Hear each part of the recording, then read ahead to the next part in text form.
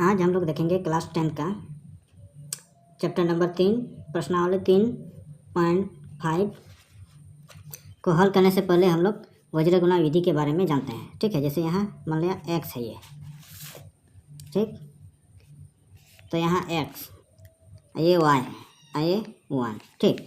तो ये हम लोग इस तरह लिखेंगे, जैसे यहाँ b1 c1 b2 c2, ये b1 को c2 से गुना करना होगा, ठीक है, और b2 को c1 से गुना करना होगा।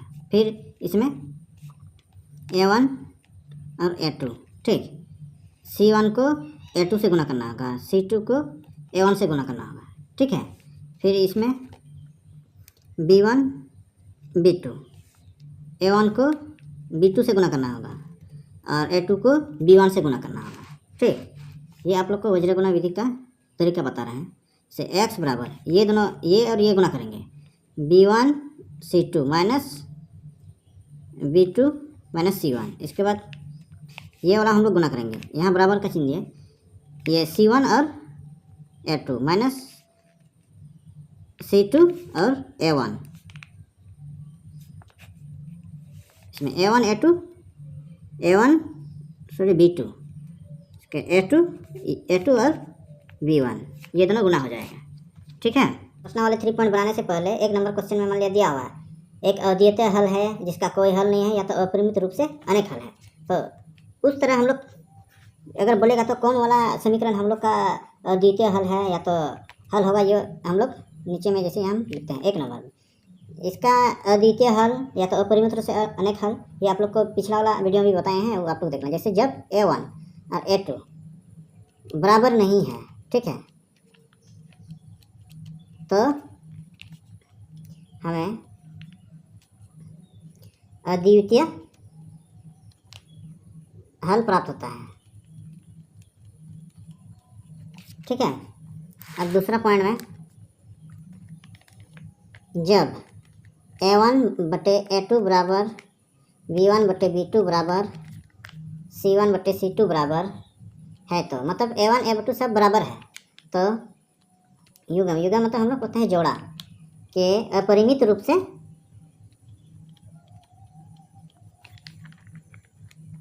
अनेक हल होते हैं। ये कंडीशन है, ये आप लोग को बता देते हैं, ठीक है, कब अद्वितीय हल होगा या तो कब अपरिमित रूप से अनेक हल होगा। अब तीसरा पॉइंट,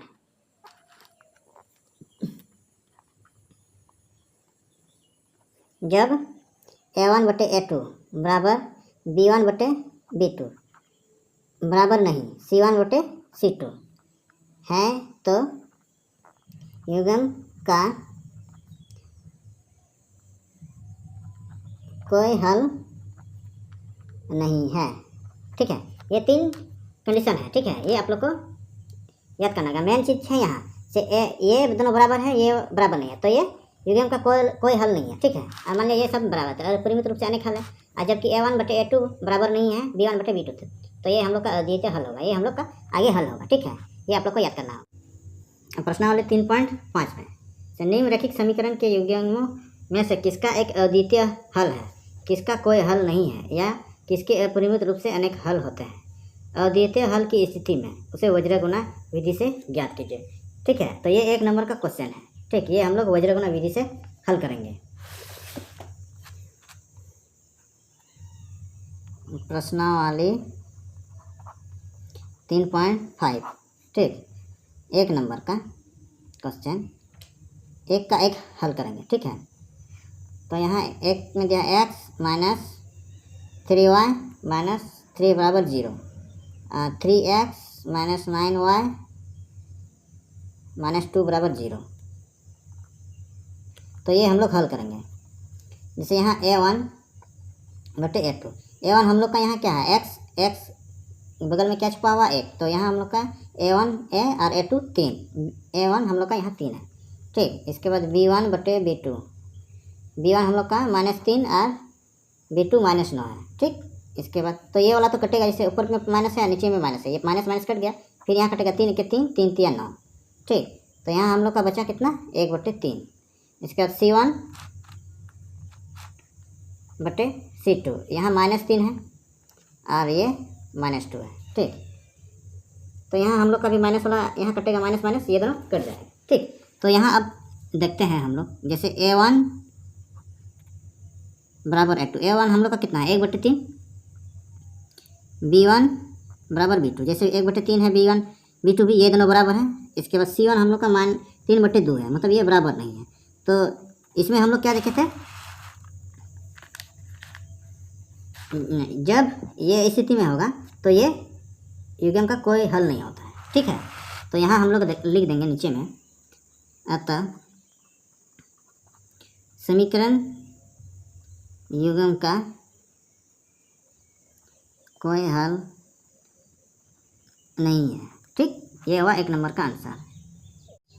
तो 2 नंबर का ये क्वेश्चन है, तो ये हम लोग हल करते हैं। ठीक है, जैसे A1, अच्छा ठीक है, ये क्वेश्चन इस तरह यहाँ बराबर 5 दिया हुआ है, तो इसको हम लोग इस तरह के 2s प्लस, क्वेश्चन में ये क्या है, और सॉरी ये y है। ठीक है, y है। ठीक, तो y बराबर की साइड करेंगे तो -5 बराबर 0, 3x प्लस 2y -8 बराबर 0, इस तरह हम लोग लिखेंगे।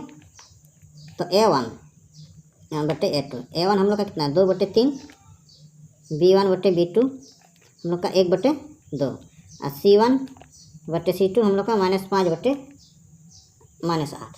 ठीक, तो ये माइनस माइनस ये दोनों कट जाएगा ऊपर नीचे। ठीक है, तो ये हम लोग लिखते हैं A1 बराबर A2, 2/3 है, और यहाँ भी 1/2 है। ठीक, तो ये बराबर है नहीं है, तो ये बराबर नहीं है, A1 बटे A2 बराबर नहीं B2। ठीक, तो इस तरह का अगर हम लोग देखे थे, ये अगर बराबर नहीं है तो इस तरह का हम लोग स्थिति में देखे थे, क्या देखे थे, जैसे जब A1 ये बराबर नहीं तो हमें अद्वितीय हल प्राप्त होता है। ठीक है, तो यहाँ हम लोग का अद्वितीय हल प्राप्त होगा, इसलिए यहाँ समीकरण युग्म एक अद्वितीय हल होगा। ठीक है, तो इसको हम लोग आगे हल करते हैं। ठीक, जैसे आप लोग को फॉर्मूला बताए थे, x बटे यहाँ B1 B2 नहीं C2 B1 और गुना C2, इसका B2 और C1, इसका यहाँ बताए थे y बराबर C1 A2 minus C2 A1, इसका यहाँ बताए थे हम लोग, देखेंगे A1 B2 minus A2 B1। ठीक, तो ये हम लोग इस तरह लिखेंगे, जैसे x बराबर b हम लोग का क्या है, यहाँ देखेंगे 1 है। ठीक, और B2 हम लोग का सॉरी B1 और C2, B1 हम लोग का 1 है, माइनस नहीं, यहाँ 1 गुना, उसके बाद C2 हम लोग का कितना है, यहाँ हम लोग का C2 ये C2 -8 है। ठीक, तो यहाँ हम लोग -8 ब्रैकेट के अंदर ये माइनस चिन्ह, इसके बाद यहाँ B2 और C1, B2 हम लोग का कितना है 2, और ये C1 हम लोग का कितना है -5। ठीक है, इसके बाद y वाला भी इसी तरह, C1 हम लोग का कितना है -5, और A2 हम लोग का कितना है 3। इसके बाद हम लोग देखेंगे C2 हम लोग का कितना है -8 गुना A1 हम लोग का कितना है 2 है। ठीक, इसके बाद इसमें यहाँ लिखेंगे A1 हम लोग का कितना है 2, और B1 हम लोग का सॉरी B2 हम लोग का 2 है, इसका A2 हम लोग का कितना है 3, और B1 हम लोग का कितना है 1। ठीक, तो ये वाला हम लोग गुना करेंगे, जैसे 1 और 8 ये गुना करेंगे तो हम लोग का कितना होगा -8, यहाँ 2 पंचे माइनस और माइनस ये प्लस होगा, माइनस माइनस को रखना तो प्लस, और 2 पंचे 10 बराबर 5 का 15 माइनस चिन्ह है, इसके माइनस माइनस प्लस होगा, तो ये दोनों गुना करेंगे, यहाँ पहले 8 दूना कितना होता है 16, यहाँ 2 दूना 4 और 3 1 3। ठीक, तो यहाँ x बराबर ये घटाएंगे तो यहाँ हम लोग का +2 बचेगा, और यहाँ पर +1 और यहाँ 1 बचेगा। ठीक है, तो यहाँ हम लोग x का मान निकालना है, ठीक है। तो ये जैसे x2 बराबर 1, इसके साथ हम लोग गुना करेंगे, और दूसरा वाला भी y/1 बराबर 1/1। तो x और 1 को गुना करेंगे, x और ये 2 और 1 2, ठीक। फिर यहाँ भी 1 होगा, ठीक है। तो x का यहाँ और लिख देते हैं, x का कितना निकाले 2 और y का 1, ठीक है। तो ये हम लोग का आंसर हो गया, ठीक। अब 3 नंबर का क्वेश्चन ये दिया हुआ है, तो ये हम लोग हल करते हैं। a1/a2 3/6, b1/b2 -5/-10। और अच्छा, इसको हम लोग इस तरह लिख सकते हैं, जैसे 3x - 5y ये बराबर है, तो बराबर की साइड के तो -20 बराबर 0। फिर 6x 10y ये -40 बराबर 0, ठीक। तो C1 हम लोग का C1/C2 -20/-40। तो ये दोनों हम लोग काटेंगे तो कितना इतना बचेगा।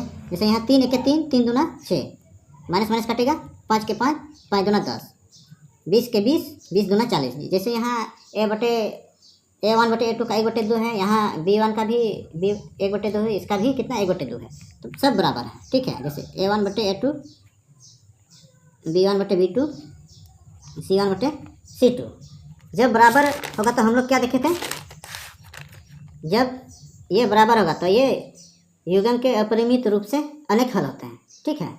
तो यहाँ हम लोग लिखेंगे, अतः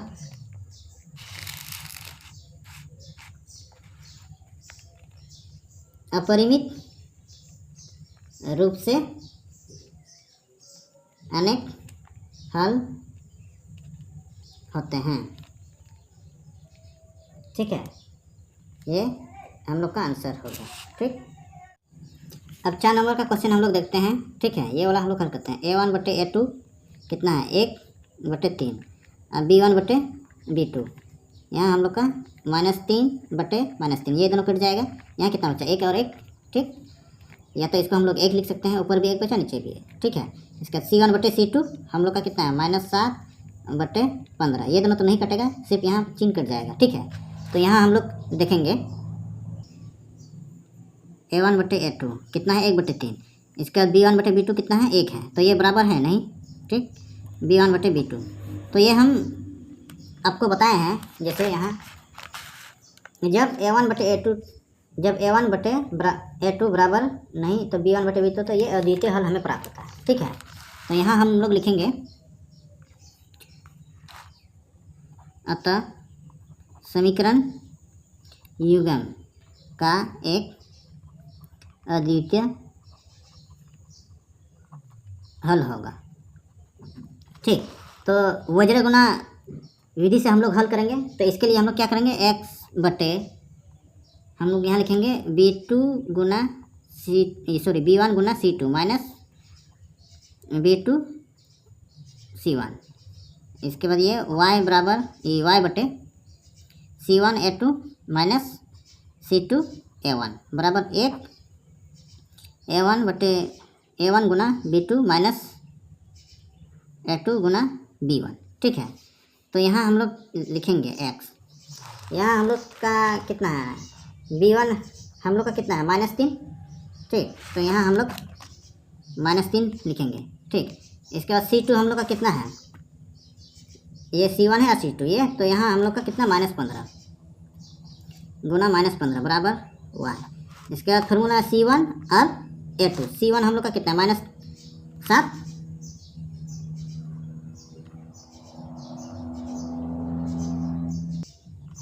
और सॉरी यहाँ ये वाला नहीं लिखे, ठीक है। तो यहाँ हम लोग और एक बार नीचे लिखते हैं, ये गलत हो गया। जैसे b1 हम लोग का -3 गुना -15, ठीक, माइनस का चिन्ह। b2 हम लोग का कितना था 3, इसका c1 ये -3 है, इसका c1 हम लोग का -7 है, ठीक। ये x वाला निकले कि y का फार्मूला ये है c1 और a2 हम लोग का यहाँ बैठाएंगे, तो यहाँ हम लोग का कितना होगा c1 -7 गुना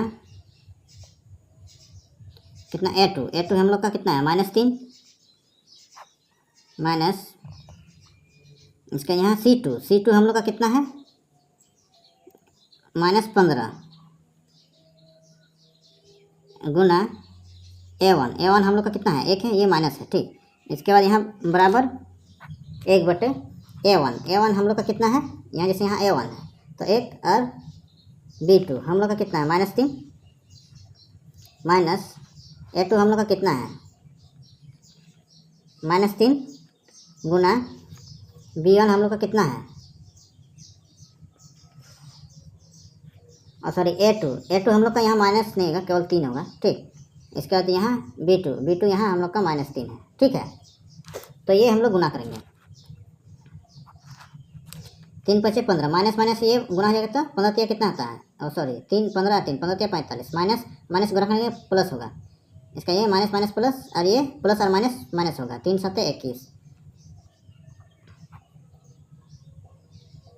ये A2 हम लोग का ठीक है। ये अगर ये गुना करेंगे तो यहाँ हम लोग का कितना होगा 3 × 7 = 21। तो ये दोनों करेंगे 7 ये माइनस है और ये इसमें प्लस है, ये A2 हम लोग का +3 में है तो यहाँ 3 3 × 7 = 21। यहाँ तो कितना होगा -21 प्लस ये माइनस क्या होगा प्लस, इसीलिए यहाँ प्लस या 15। उसके बाद ये 3 ये माइनस में यहाँ 3 है तो यहाँ 3 × 3 -3 होगा और ये माइनस है और यहाँ भी माइनस है, माइनस क्या होगा प्लस 3 × 9 ठीक। तो ये हम लोग घटाएंगे जैसे x बराबर x बटे ये हम लोग घटाएंगे 45 और 21 तो यहाँ हम लोग का कितना बचेगा 4 और 2 24। आइए घटाएंगे तो इसमें 21 और 15 कितना ये घटेगा -6 घटेगा ठीक है। वही मतलब -6 बचा इसमें, फिर ये वाला हम लोग का कितना बचेगा 6 ठीक। इस तरह हम लोग निकालें यहाँ तक ठीक है। यहाँ तक बनाने में कोई दिक्कत नहीं, आप लोग को गुना भाग में सही करना ठीक है। ये आप लोग को तरीका बता रहे हैं ठीक, आप लोग अच्छा से बनाना। तो यहाँ हम लोग निकाले हैं 4 एक बार वही चीज लिखते हैं x/24 बराबर सॉरी y बराबर -6 आइए 1/6। तो इस x बराबर 24 और 1/6 ठीक और y बराबर -6 और ये 1/6 ये हम लोग इस तरह लिखा लेंगे x का मान निकालने के लिए ठीक है। जैसे यहाँ हम लोग का 6 और 1 गुना हो जाएगा ये 24 ठीक। तो x का निकालेंगे जैसे यहाँ बटे के नीचे में 6 होगा, 6 4 है कितना हुआ 24। तो x का मान हम लोग का कितना निकला 4। इसी तरह 6y और ये -6 ठीक। तो y बराबर हम लोग यहाँ लिखेंगे -6 और ये 6, ये दोनों कट जाएगा तो यहाँ कितना बचेगा 1। तो y बराबर हम लोग का यहाँ -1, इसीलिए x का हम लोग का कितना हाँ ये इतना आंसर हो गया ठीक है।